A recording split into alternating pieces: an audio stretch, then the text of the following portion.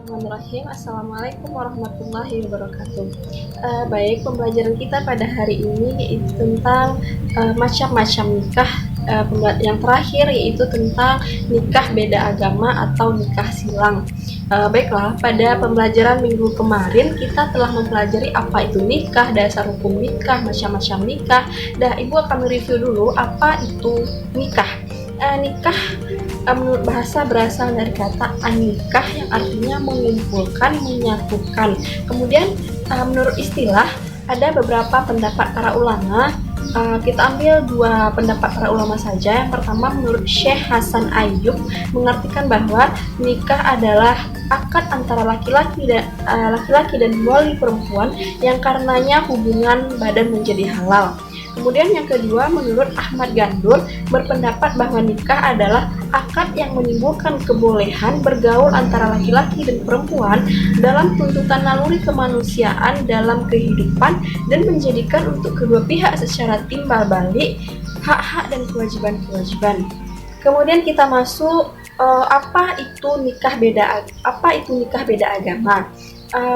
Menurut Rusli menyatakan bahwa pernikahan antara agama merupakan ikatan lahir dan batin antara si orang pria dan si orang wanita yang karena berbeda agama menyebabkan tersangkutnya dua peraturan yang berlainan mengenai syarat-syarat dan tata cara pelaksanaan dalam pernikahan.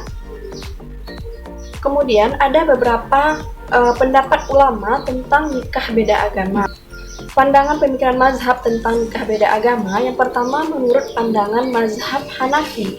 Dalam mazhab ini dikemukakan bahwa seorang laki-laki yang menikah dengan perempuan ahli kitab yang sedang berperang melawan kaum muslimin, perbuatan tersebut terlarang. Selain dari kerugian dan bahaya, tentunya anak dari hasil perkawinan tersebut cenderung ikut ke agama ibunya. Yang kedua, adakah yang tahu menurut mazhab Maliki, ada yang tahu apa pendapat mazhab Maliki tentang pernikahan beda agama? Kita bahas satu persatu apa pandangan mazhab Maliki, mazhab Syafi'i, Hambali tentang pernikahan beda agama. Menurut mazhab Maliki mengajukan dua pandangan. Yang pertama, perbuatan tersebut mengandung sifat makruh, baik wanita tersebut dari kafir zimmi maupun penduduk Dar al-Harb. Yang kedua, pernyataan dari Al-Quran lebih ke arah mendiamkan terhadap masalah ahli kitab ini. Di sini dapat disimpulkan bahwa sifat mendiamkan tersebut dianggap persetujuan sehingga status perkawinan dengan ahli kitab boleh-boleh saja tanpa mempertimbangkan dari orang tua juga ahli kitab. Kemudian pendapat yang ketiga, menurut pandangan mazhab Syafi'i dan Hambali. Sebagaimana dari firman Allah surah Al-Maidah ayat 5 yang artinya pada hari ini dihalalkan bagimu segala yang baik-baik, makanan atau sembelihan ahli kitab itu halal bagimu dan makananmu halal bagi mereka, dan halalkan bagimu atau menikah perempuan-perempuan yang menjaga kehormatan di antara perempuan-perempuan yang menjaga kehormatan di antara orang-orang yang diberi kitab sebelum kamu apabila kamu membayar mas kawin mereka untuk menikahinya tidak dengan maksud berzina dan bukan untuk menjadikan perempuan piaraan. Kemudian pendapat mazhab Syafi'i jelaskan sebelumnya bahwa ahli kitab terdiri dari beberapa makna. Yang pertama, makna ahli kitab adalah mereka yang masuk golongan keyakinan Yahudi dan keyakinan Nasrani.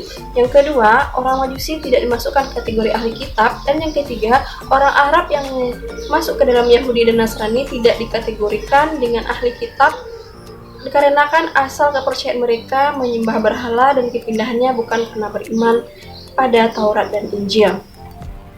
Dan sekarang setelah Ibu menjelaskan yang pertama pengertian dari pernikahan beda agama, yang kedua pandangan menurut beberapa para ulama tentang ahli kitab, kemudian sekarang kita akan menjelaskan tentang firman Allah mengenai ahli kitab, tentang orang-orang yang menikah berbeda agama. Sekarang coba ikuti Ibu akan membacakan ayat yang berkaitan dengan ahli kitab. dalam surat Al-Baqarah ayat 105 yang berbunyi Bismillahirrahmanirrahim ma yawaddul ladzina kafaru min ahlil kitabi wal musyrikina ayyunazzila alaikum min khairin min rabbikum wallahu yahtassu bi rahmatihi may yasha wallahu dzul fadlil azim. Artinya, orang-orang yang kafir dari ahli kitab dan orang-orang musyrik tidak menginginkan diturunkannya kepadamu suatu kebaikan dari Tuhanmu, tetapi secara khusus Allah memberikan rahmatnya kepada orang yang Dia kehendaki dan Allah pemilik karunia yang besar.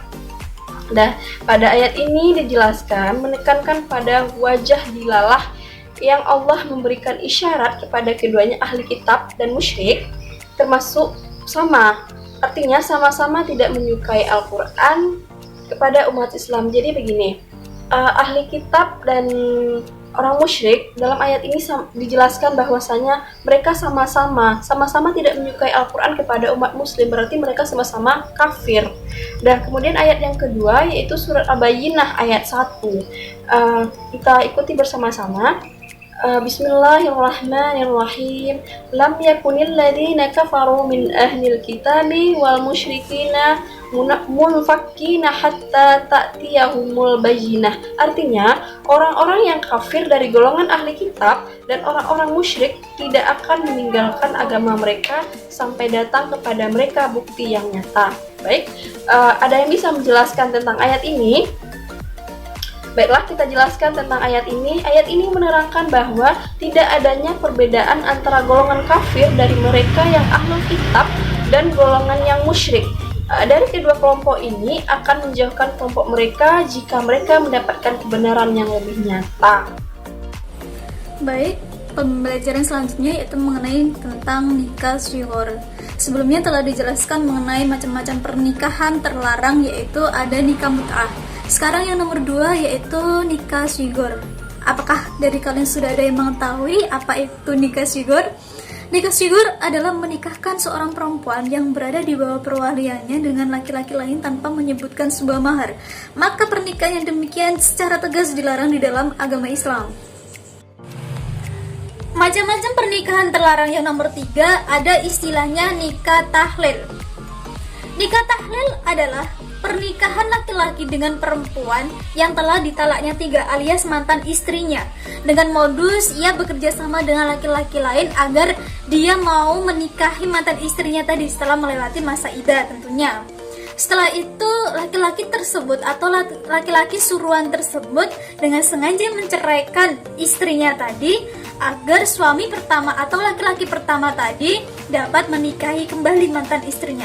Kejadian seperti itu diharamkan di dalam ajaran agama Islam sebagaimana firman Allah Quran surat Al-Baqarah ayat 230 yang berbunyi fa in talaqaha fala tahillu lahu min ba'du hatta tankiha zawjan ghayrahu, yang artinya jika suami telah mentalaknya maka perempuan itu sudah tidak halal lagi baginya sehingga ia menikah dengan laki-laki lain. Baiklah, selanjutnya yaitu tentang bentuk-bentuk pernikahan beda agama. Ada yang tahu? Ada yang tahukah beberapa kisah tentang pernikahan beda agama? Baiklah, Ibu akan jelaskan beberapa kisah tentang yang terjadi pada zaman dahulu pernikahan beda agama. Yang pertama, pernikahan antara laki-laki muslim dengan perempuan kafir. Di antara contohnya adalah pernikahan Nabi Nuh dengan istrinya, kemudian pernikahan antara Nabi Lut dan istrinya. Kita mengetahui bahwasanya Nabi Nuh ini dan Nabi Lut ini adalah seseorang yang memang taat, seseorang yang memang soleh, sementara masing-masing istri keduanya tergolong ke dalam deretan orang-orang kafir, fasik, dan munafik. Sebagaimana dalam Quran surat At-Tahrim ayat 10 menjelaskan bahwasanya Allah membuat perumpamaan bagi orang-orang kafir, istri Nuh dan istri Lut. Keduanya berada di bawah pengawasan 2 orang hamba yang soleh di antara hamba-hamba kami. Lalu kedua istri itu berkhianat kepada suaminya, tetapi kedua suami itu tidak dapat membantu mereka sedikit pun dari siksa Allah, dan dikatakan kepada kedua istri itu, masuklah kamu berdua ke neraka bersama orang-orang yang masuk neraka. Nah, kemudian yang kedua, perkawinan antara wanita muslimah dengan laki-laki kafir atau non-muslim ya. Contohnya kisah Asia dengan yang dikawini oleh Fir'aun. Kita mengetahui bahwasanya Siti Asia ini memang seorang wanita yang taat, wanita yang solehah, dan sementara beliau dinikahi oleh laki-laki yang kafir, yang menentang ajaran-ajaran Allah. Kemudian yang ketiga, perkawinan antara pria kafir dengan wanita kafir, seperti halnya perkawinan antara Abu Lahab atau Abu Jahal dengan istrinya. Kemudian yang keempat, pernikahan pria muslim dengan wanita muslimah. Praktek perkawinan inilah yang paling ideal dan paling banyak terjadi di kalangan sesama atau umat disebut dengan umatan muslimin, mulai dari kalangan sahabat, nabi, tabi'in, wali, atau orang-orang yang benar dan para pahlawan. Kemudian yang terakhir, perkawinan beda agama antara laki-laki muslim dengan wanita non-muslim.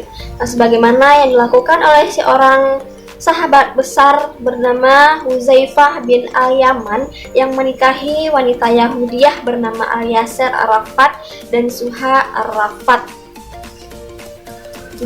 Dari beberapa materi yang Ibu jelaskan tadi, adakah yang bisa menjelaskan ke depan? Yang pertama tadi apa? Tentang ada pengertian nikah, kita mereview materi minggu kemarin. Yang kedua, apa itu nikah beda agama. Yang ketiga, beberapa pendapat mazhab tentang nikah beda agama. Yang keempat, Bu jelaskan tadi beberapa kisah terdahulu tentang nikah beda agama.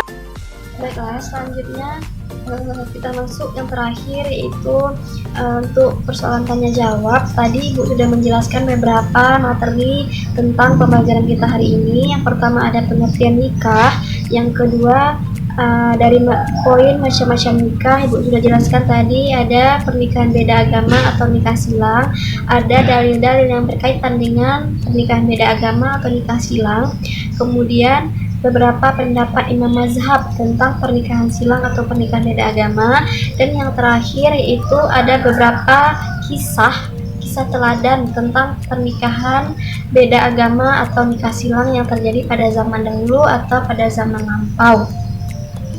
Nah, dari penjelasan tersebut, adakah yang mau ditanyakan? Siswa-siswa Ibu, ada yang mau ditanyakan tentang pernikahan beda agama yang sudah Ibu jelaskan tadi? Baiklah, kalau tidak ada yang mau ditanyakan berarti semuanya sudah paham ya. Untuk pembelajaran minggu depan, silakan kalian pelajari tentang bagaimana menurut hukum di Indonesia, tentang pernikahan beda agama itu sendiri. Dan mungkin cuma itu pembelajaran kita hari ini. Lebih dan kurangnya Ibu mohon maaf.